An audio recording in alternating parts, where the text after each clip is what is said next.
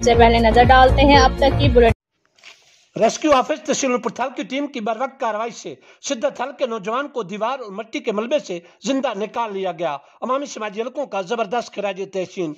District officer rescue Khushab engineer Hafiz Abdul Rashid के मुताबिक rescue control room को इमरजेंसी कॉल मौसूल हुई कि पलुआ रोड से मुल्का मौजा शिद्दत हल में 10 फुट गहरे कुएं की सफाई के दौरान मौजा सिद्दा का 23 साल निगाह हुसैन कुएं की अचानक दीवार गिरने के सबब दीवार और मिट्टी के नीचे दब गया। इतला मिलते ही रेस्क्यू टीम तहसील पुरथल को जाए हादसा पर रवाना करवाया गया।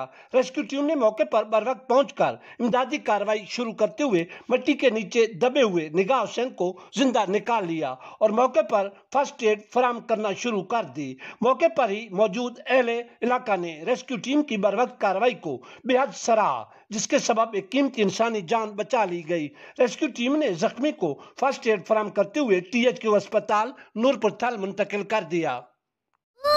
इसलिए नए लाइफ बॉय में है एक्टिव सिल्वर, जो दे जरासीम से 10 गुना बेहतर हिफाजत। नया सिल्वर लाइफ बॉय, दुनिया का नंबर 1 जर्म प्रोटेक्शन सोप।